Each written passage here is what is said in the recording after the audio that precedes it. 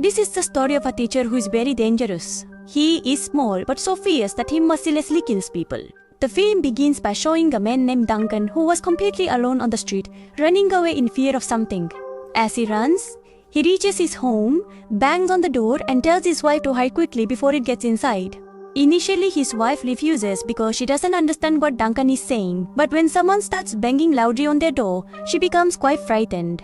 Within 20 minutes, she goes to shut the door.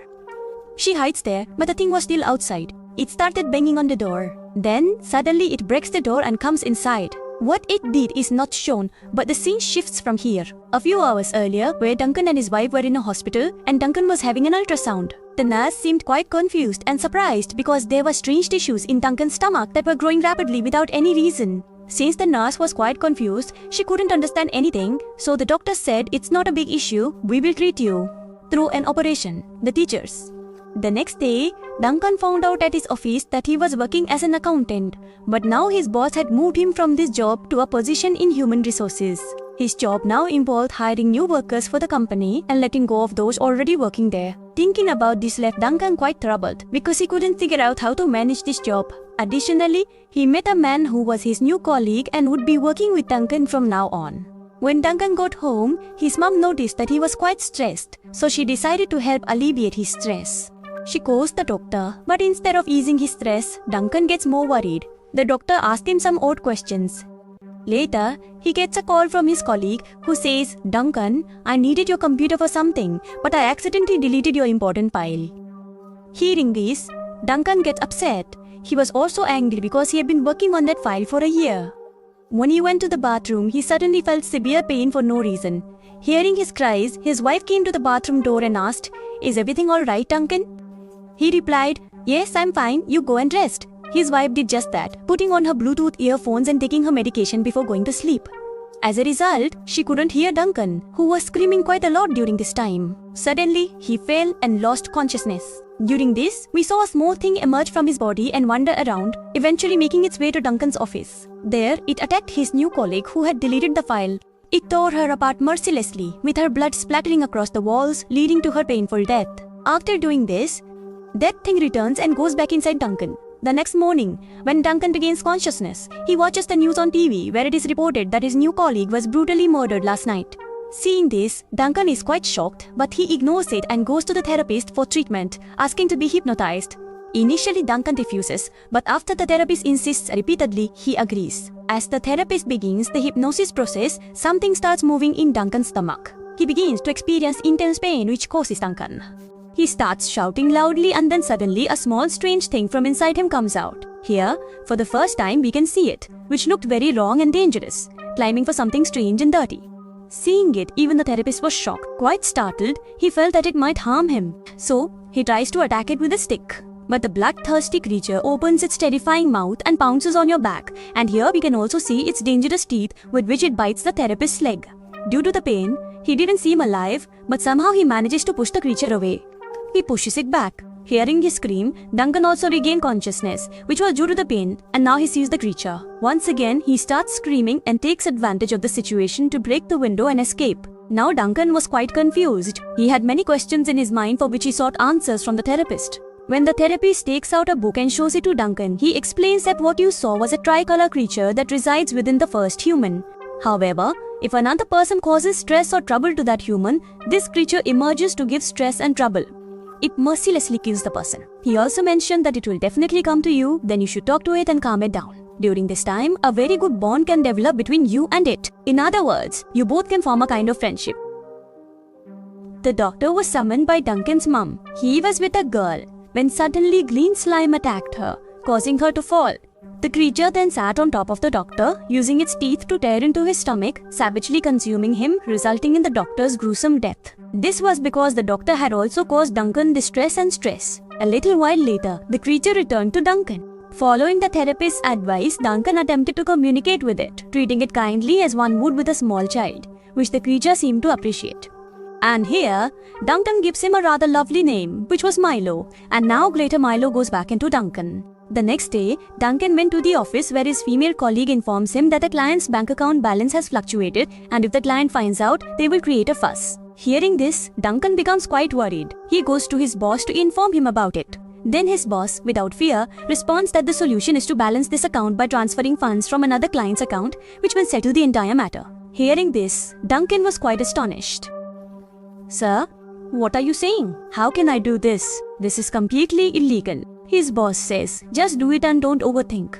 We'll handle everything." A little while later, Duncan's eyes were glued to the TV, where the news left him shocked, as it was reported that a doctor had been brutally killed by an animal. They were calling it a raccoon, but Duncan knew it wasn't the work of a raccoon but of Milo, who was killing people so mercilessly. This caused Duncan a great deal of distress. He went to the therapist and told him everything. He asked the therapist if they could talk to them. Perhaps they might have a solution to this issue. So, done. He reached their house and tried to talk to them, but they didn't want to speak at all. They said, "Just go away from here, I don't want to talk to anyone. I want to be alone." This increased Duncan's worry even more. Therefore, when Milo emerged from within him again, and he was very angry at the time. Duncan's dad had given him a lot of stress, and so he wanted to take his life. To which Duncan pleaded, "Please, don't kill him. He's my dad. If you wish, you can go back inside me." But Milo didn't listen and was about to kill him when Duncan somehow stopped him and said, "Calm down. I promise I'll feed you once we reach the office. I know you must be hungry." The next day, Duncan went to the office and explained all the ongoing issues to his boss. But the boss remained calm and said, "Don't worry. Leave from here. Whatever issues are happening will resolve themselves." Hearing this, Duncan becomes even more troubled. This causes Milo to come out once again and attack him. In the meantime, the lift closes, so Duncan cannot get in. Then, as Milo had entered, he became quite anxious. When he went down, as soon as the lift opened, he was shocked because Milo had brutally attacked him. He had also torn apart the boss and was now devouring him. Duncan became very distressed. He quickly ran back to his home. His wife was also there when she said, "I'm pregnant, I'm going to be a mother." Duncan was extremely happy, but he was worried that if Milo found out, he might harm his child. Because of this fear, he decided to leave his home. Yes, he was going to live alone with Milo to keep him away from his wife and child. Duncan treated him like a child, slept with him, and tried to feed him. But Milo didn't like anything. After a while, Duncan received a call. He was informed that because his wife was pregnant, her family had organized a party at home to celebrate this joy. Now, Duncan contacts his father and says, "Dad, I'm feeling very troubled. I really need your assistance." He invites him to meet at the same therapist's location. When Duncan poses some questions to his father, he responds, "I only mentioned that I would come to meet you. I didn't promise I would answer your questions." However, because Duncan was quite distressed by the challenges he was encountering, he explains to his father about Milo and how he's causing him numerous difficulties. "Now, please provide me with the solution to this," but his father doesn't offer any answers. Suddenly, both father and daughter fall to the ground. They were both in considerable pain, and before long, those same creatures emerged from within them.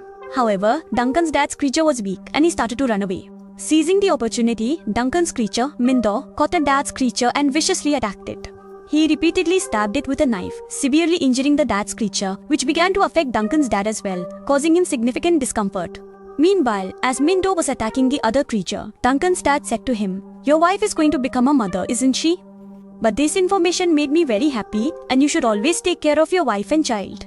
Hearing this, the women were shocked, and within a minute, he ran off with a knife to kill Duncan's wife and child, which made everyone quite worried. The therapist tells Duncan that he'll take care of his dad, and that Duncan should go to his wife, quickly save her from Milo. He then ran out, and it was the same scene we saw at the start, when he was running on the deserted road to get home. Upon reaching home, he slammed the door shut. To his wife, he was asking to hide within a minute, came and left in 20 minutes, and Milo also broke the door and entered the house. But here, Duncan tries to explain to him that, "Look, my wife is not at home, you should leave from here."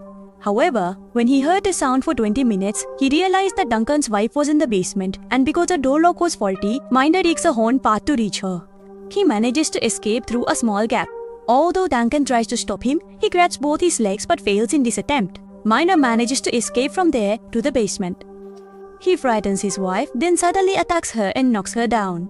Before he can cause her any harm, Duncan's wife grabs him, but he still manages to overpower her. However, before he can harm their child, Duncan bursts through the door. As Milo is about to strike at his stomach, Duncan suddenly pounces on him. He forces him back and gets his wife out of there. But Milo, who was so dangerous, even injures Duncan with his claws and follows his wife outside. There, many people try to scare him with fire, but instead, he starts to frighten them, which makes everyone quite nervous. Just then, Duncan also comes out because he was quite angry with Milo. So, he attacks Milo with an axe, severing one of his arms. However, this also affects Duncan. But since Milo wasn't a threat to everyone, Duncan still strikes him, bringing him to the brink of death. In Milo's final moments, Duncan lifts him into his arms. Both are deeply moved, and for the first time, Milo calls him Dad before passing away. Chandan is saddened, and he embraces his wife and begins to cry. He was also happy that everything would be alright and nothing would happen to his daughter. Therefore, from the very next day, he began to take care of his wife and the unborn child. He was quite happy and relaxed, also pleased that he had started his own company, which was doing very well. After that, we see the terrifying thing. The child growing in his wife's womb had exactly the same nature. This means the cycle will continue. First, Duncan's dad faced it, then Duncan himself, and now his son will have to face it too. The story of this film ends here.